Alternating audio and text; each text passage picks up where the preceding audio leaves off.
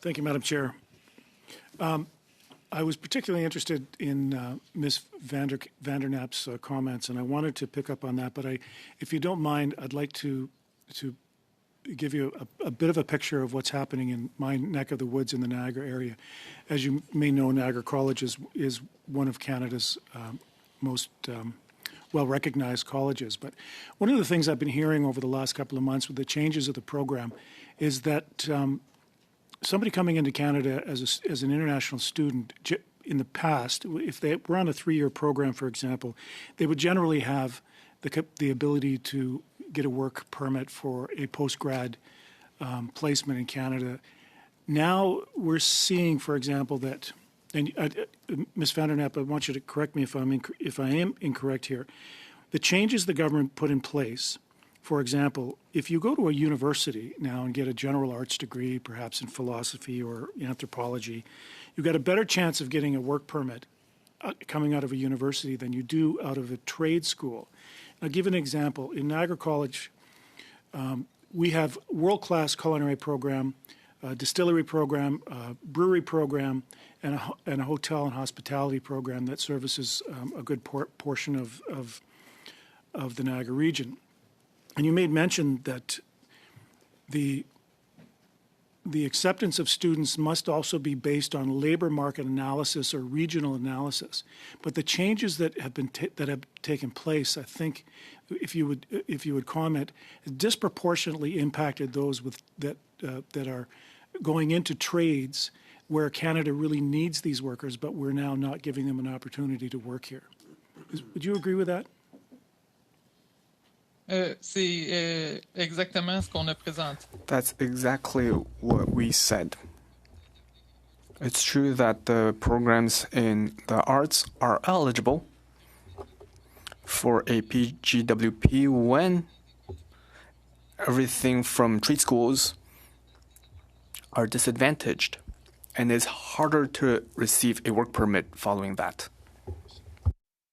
Ms. Vandernap, when these changes were initiated by the government, what did you or your colleagues, how did you respond to that? Because it was a severe blow to the training programs that, including Blue Seal and Red Seal programs, where Canada sorely needs people in certain disciplines in trades, particularly in construction, framing, electricians, plumbers, anything in the Blue Seal trade.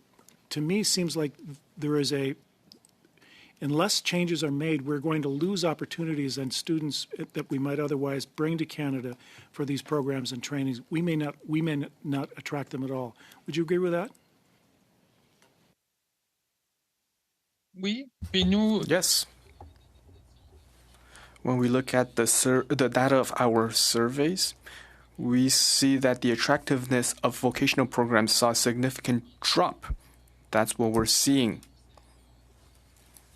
More than 50% of training centers have told us that they saw a more than 50% drop. So it has a serious impact. Jérôme is from a regional vocational training, and maybe he can tell us about what he sees in his neck of the woods.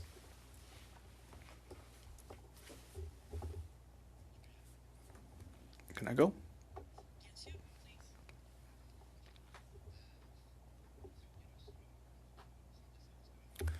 So for the Lac-Saint-Jean region, we're in the north of Quebec, around 200 kilometers north of Quebec City. If you look at the situation of our center that provides vocational training, up to 15 of them over the past few years, between 2023-2024, we saw 70 new enrollments. That dropped to 55 in 2024-2025, and now we're down to 29. We're not a huge school board, but this quality is the same. Earlier, someone mentioned 174 vocational training schools across the province, and this is something we see in all of these vocational schools. If you look at our 15 programs, pretty much everyone manages to find jobs after graduation. So this means that we currently cannot provide enough graduates to fill labor needs. Merci. Alors, Affected by the drop in the number of programs that you now provide.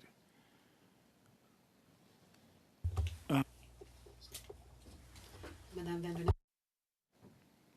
On n'a pas We don't have the numbers of this year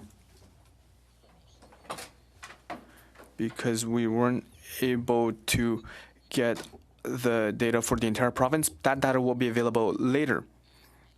But Éducation Internationale saw a 50% drop. But data for the entire province is not available yet.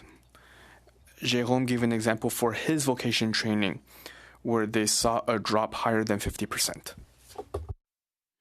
Madam Chair, how much time do we have? Perfect timing, 0 seconds. Questions will be addressed to Ms. Vanderknaap. You gave testimony to Quebec's Committee on Citizenship Relations in October.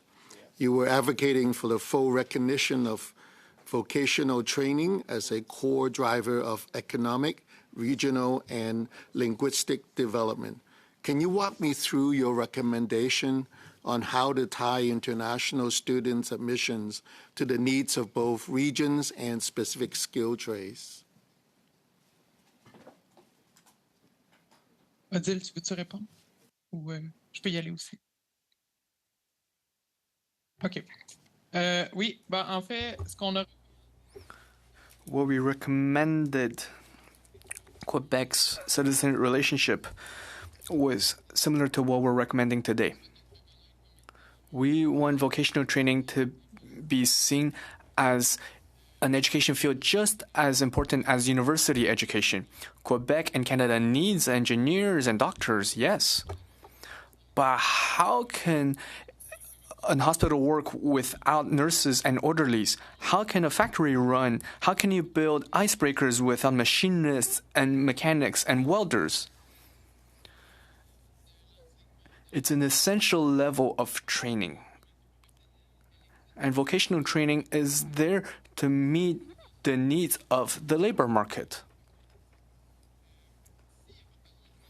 If the labor market has no need, then we will not provide a program. The skills that are needed are the skills that we teach. And we hope that we can train workers that will be sought after in all regions.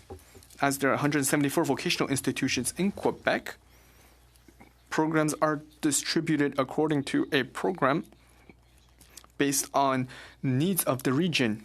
For example, mine training for miners, there are training programs in places where there are mines, so Abitibi, Chibougamau, for example. And vocational training will fill classes with international students.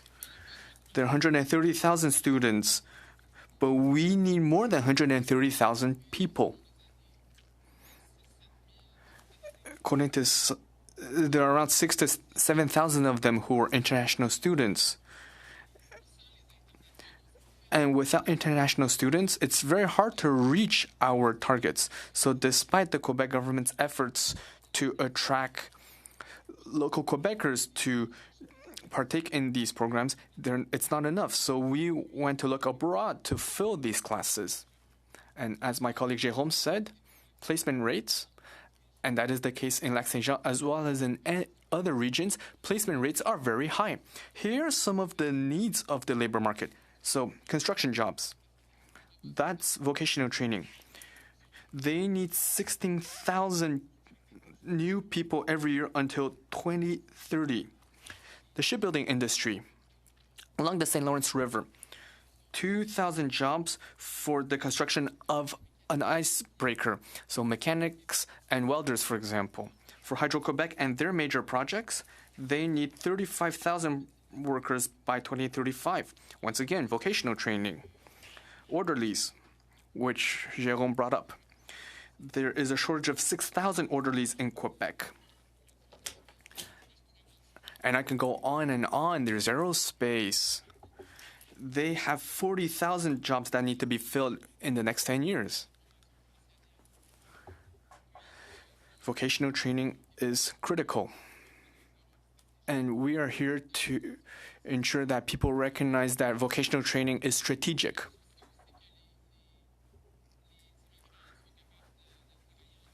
We also want immigrants to work in French, but after their training, they learn French and they can work in French. On with that, in your testimony, you also noted the discrepancy of postgraduate work permit allocations with all university degrees that you just also mentioned you wanted to equalize. Do you believe that our immigration system, especially as related to international student permit allocation, should be more closely tied with our national and provincial labor market needed? Une réponse très vite. Very short answer. That's what we believe in, and the data supports it. You need to look at the labor market needs documented by governments. And you see that vocational training needs a lot of workers. My questions will continue with Ms. Vandernet. Given your focus on protecting programs that lead in-demand and high-skilled professions, I want to build on that focus. Should our international student admissions be further tied to housing considerations?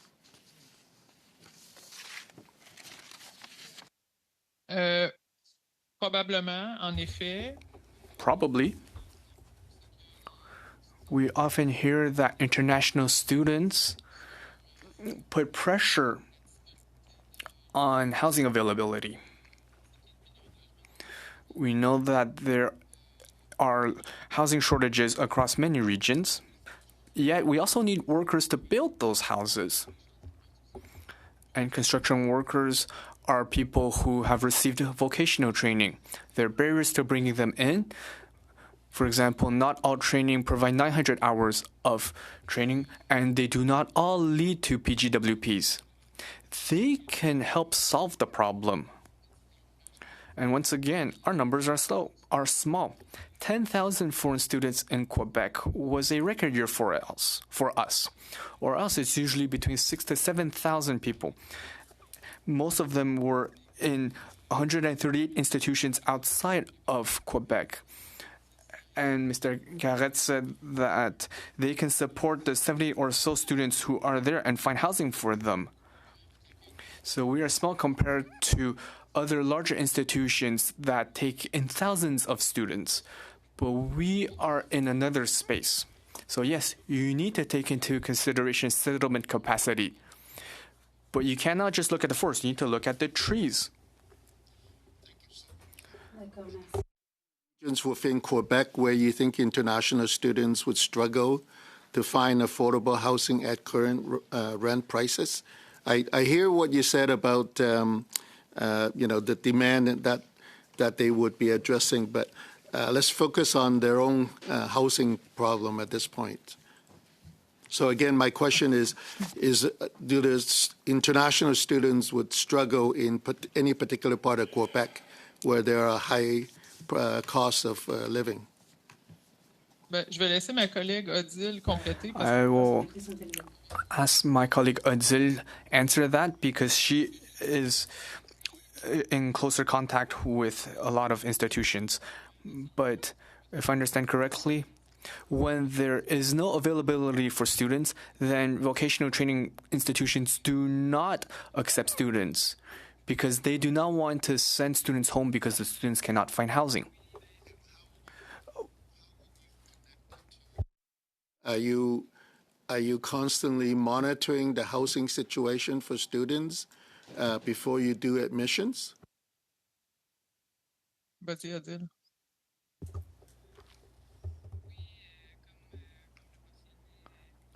As Lysiane said, vocational training centers are the best positions because they are on the ground.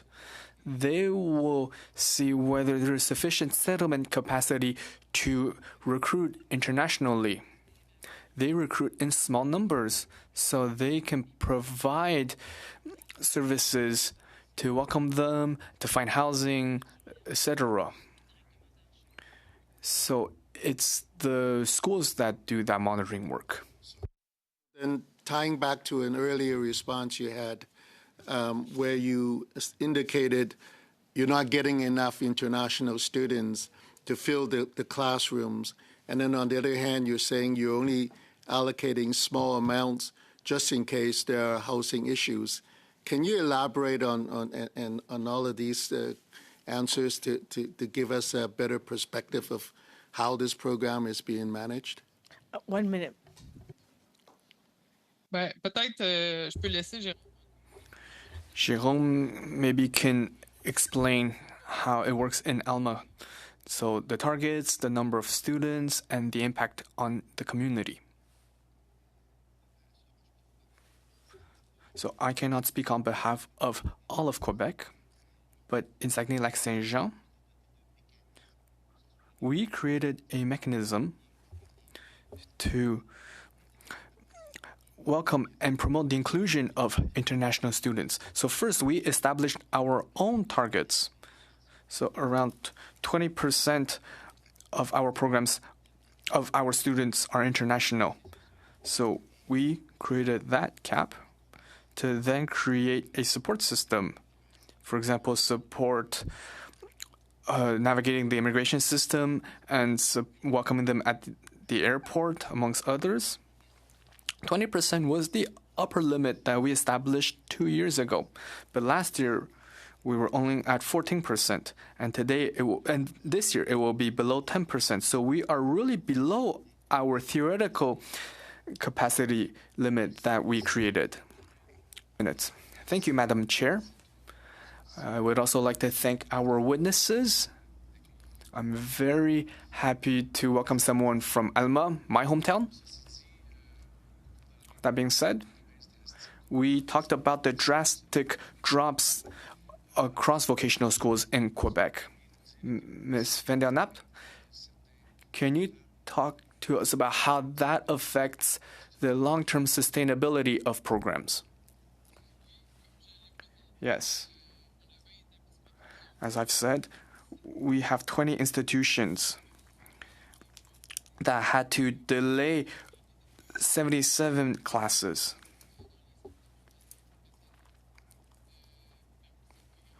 Amongst the programs, there are programs for mechanics, there are healthcare programs, secretary and accounting programs. So there is a real impact to these institutions and their capacity to provide programs. Jérôme maybe can talk about the specific programs that have been weakened. Mr. Garrett, over to you, please. Yes, as I've said, the more than 50% drop in international students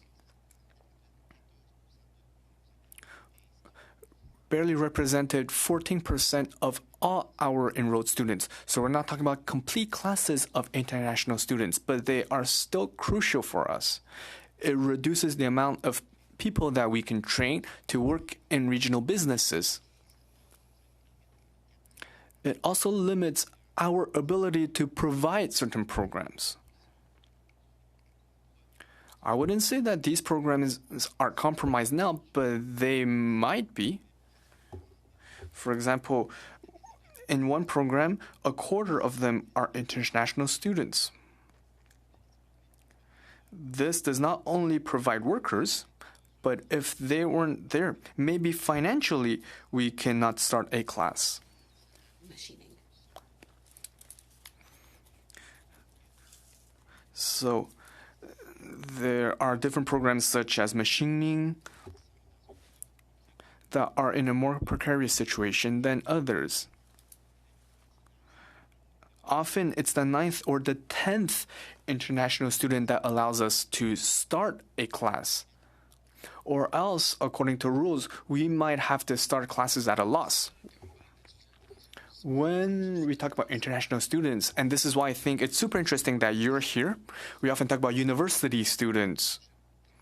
or in Quebec CEGEPs, we rarely talk about vocational training. So can you tell the committee how your program depends on the regional economic ecosystem? That will be quite interesting for our analysts, for them to understand the link between your programs and the local economy.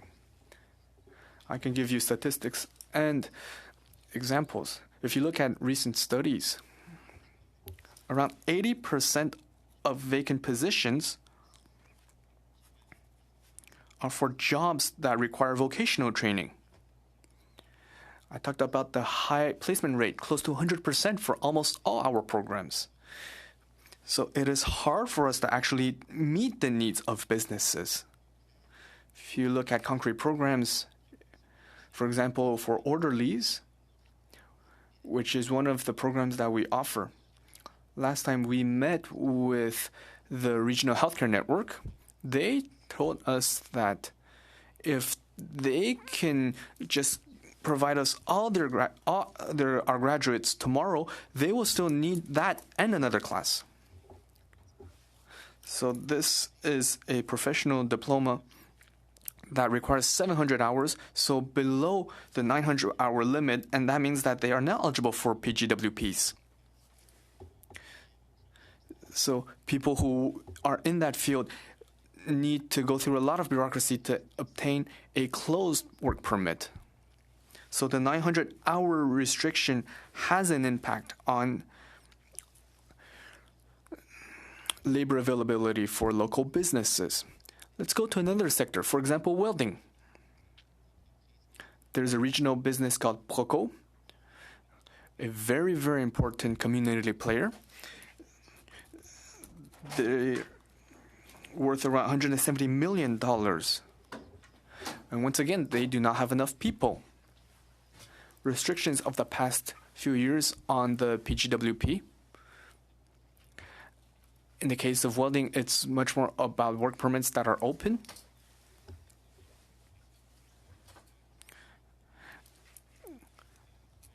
And that is also a barrier that explains why there has been a drop of international students.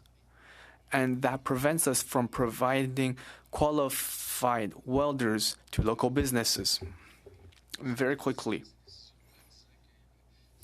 These decisions were justified because it was challenging for the settlement capability. How do you welcome them? Is it easy for you to welcome them in your communities and to integrate them? Very quick answer, please. Yes. If we want it to work for international students, for businesses, and for the community, we need to provide services. We worked with our neighboring school board to create a settlement structure. Sometimes we even welcome them at the airport. We help them find a place to live. We help them integrate and be included in our organizations, and that makes a difference. These are not huge numbers. Thank you, Mr. Carret. Thank you, Mr. Brunel-Duceppe. Minutes. Thank you, Madam Chair. Ms. Vanderknapp, let's say the following thing happens. Tomorrow morning, you wake up as the Minister of Immigration. You have full powers of Federal Immigration Minister. What will you change?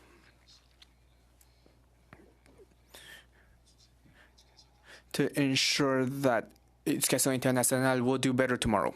You have 24 hours. We want to see the vocational training sector be better, not just ourselves do better. But first, consult. Well, maybe not enough, 24 hours is not enough, but it's to reestablish this balance, to look at the labor market as well as the situation in schools. I cannot speak on behalf of other provinces, but I need to say what are Quebec's needs when it comes to innovation and as well as workforce needs. We see that there is a lack of balance between vocational schools and universities. So we need to take a detailed look at where the needs are.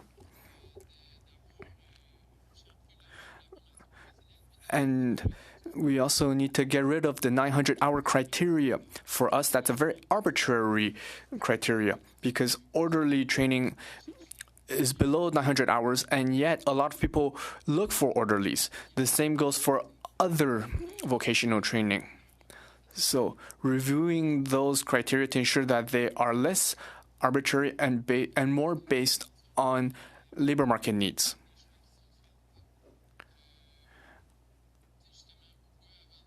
So also wondering why prioritizing graduate students, for example.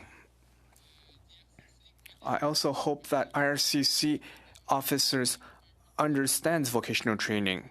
We are different compared to the Canadian system, so there are a lot of administrative errors. So some students meet all eligibility criteria and yet see their study permit refused because IRCC agents who process their files do not understand this system. So when you talk about open permits, do you mean open permits for their partners?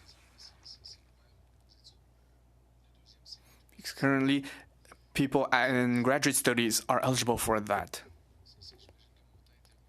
Am I out of time? Yes.